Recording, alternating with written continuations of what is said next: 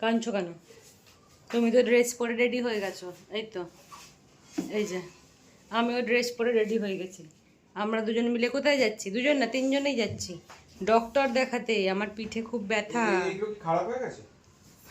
ওগুলোর কথা ভুলেই যাই, ওগুলো বাইরে এনে রাখো। ডক্টর দেখাতে যাবো, পিঠে খুব ব্যথা। এইটা কান্নাকাটি করছে, এখানে নিয়ে যাওয়া হচ্ছে না। এই যে রঙের গেঞ্জি, কালো রঙের প্যান্ট মাঞ্জা দিয়ে নিয়েছে। কি হয়েছে? আর কাঁদবি? যাবো তো, কে দেবে? এই তো বাবাও রেডি হচ্ছে ওইদিকে। আমরা তিনজন মিলেই যাবো। ওই গেঞ্জিটা ধুতে হবে, চলো যাই। হ্যাঁ, সবই ধুতে হবে, চলো। আবার বৃষ্টিও আসবে, ওয়েদারটা কেমন করে নিয়েছে। তোকে এই মাসে টাকা দিয়েছি? হ্যাঁ দিয়েছি না, আমার মনে নেই, ওই জন্য ভাবছি।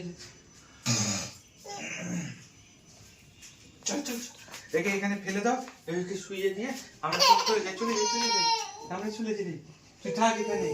হ্যাঁ কেন না, তুই থাকবি, তোকে কেউ নিয়ে যাবে না। আচ্ছা চল, তোমাকে নিয়ে যাব।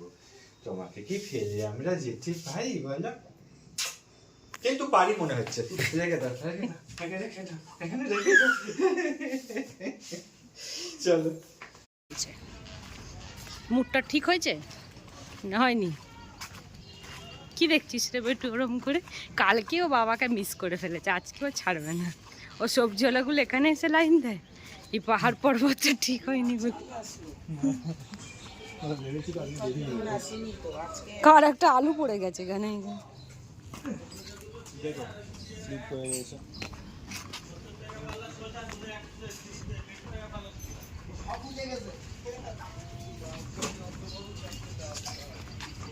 এখানেই লাইন দিয়েছে রা, দেখো।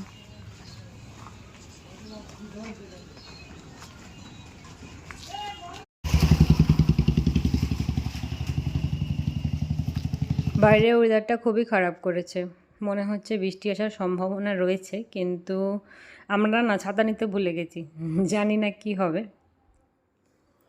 টোটোতে উঠে পড়েছি, যাচ্ছি। ইদানিং একটা নতুন সমস্যা হয়েছে, ডোডো টোটোতে উঠলেই নাকি ভীষণ পরিমাণ ভয় লাগে।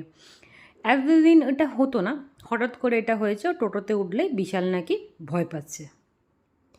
এই যে মিষ্টির দোকানটায় দাঁড়িয়ে পড়েছি, কারণ আমি বাড়ি থেকে কিছু খেয়ে বেরোইনি, তো খিদে পাচ্ছিল। এখন তো অন্য কিছু খাওয়া যাবে না, তাই জন্য ভাবলাম একটু মিষ্টি খেয়ে নিই, কারণ হচ্ছে আসতে দেরি হতে পারে, তাই এখানে একটু দাঁড়িয়ে পড়লাম। খাওয়া হয়ে গেছে, যাচ্ছি এগিয়ে ডক্টরের চেম্বারের দিকে। আগে থেকে ফোন করেছিলাম ডক্টরবাবু কোন টাইমে অ্যাভেলেবেল থাকে সেটা জানার জন্য, তো এই টাইমটা উনি আছেন। যাচ্ছি কারণ হচ্ছে কি ডোডোকে রেখে যাওয়াটা একটা মুশকিলের ব্যাপার হয়ে যায়, তাড়াতাড়ি যাও, বৃষ্টি পড়ছে, সব জায়গায় যেতে হয়, তার জন্য সমস্ত কিছু মেনটেন করে যাই।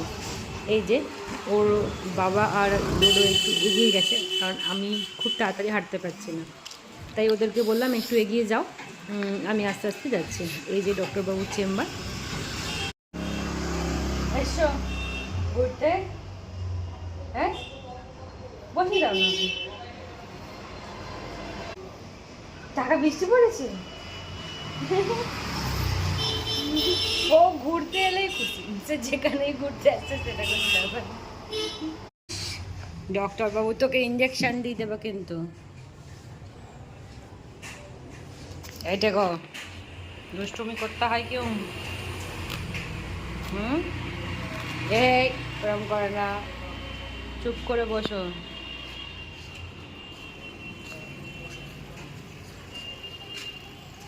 ছেলেটা তেমন দুষ্টুমি করছে, এই যে শুয়ে পড়েছে, আবার চিৎকার করছে। এইবার মারবো ওকে। ডক্টর একটা ইনজেকশন নিয়ে আসবে, প্যাক করে ঢুকিয়ে দেবে। ওকে দেওয়াই উচিত, ও দুষ্টুমি করছে। তোকে তো বললাম আসতে হবে না, আমরা ডক্টরের কাছে যাচ্ছি, তুই এলি কেন? হ্যাঁ এলি কেন? এসে বদমাশি করছো? ডক্টর দেখানো হয়ে গেছে, কিছু মেডিসিন আর ইঞ্জেকশন দিয়েছে, ইঞ্জেকশন কমপ্লিট হয়ে গেছে নেওয়া, মেডিসিন নিয়ে নিয়েছি। এবার আমরা যাচ্ছি বাড়ির দিকে। ইঞ্জেকশন নিয়ে প্রচণ্ড যন্ত্রণা করছে হাতটা, যদিও আমার হয় না এগুলো, বাট এই ইঞ্জেকশনটাতে হলো, জানি না কেন। সমস্ত কিছু কমপ্লিট, একটু আর ভালো লাগছে না, শরীরটা সত্যিই খুব খারাপ। তো তো এখান থেকে আমরা সিধা টোটো ধরবো, টোটো ধরে বাড়ি। ঘুম পেয়ে গেছে, ওই জন্য ঝামেলা করছে। কি বলবো, এই ঝড় ঝড় ঝড় ঝড়, হ্যাংলা বেবিকে ঝড় ঝড় ঝড় ঝড়, ঝড় ঝড় ঝড় ঝড়। হ্যাংলা বেবি এখন খাবারের গন্ধ পাচ্ছে, আর কিছুই দেখবেন।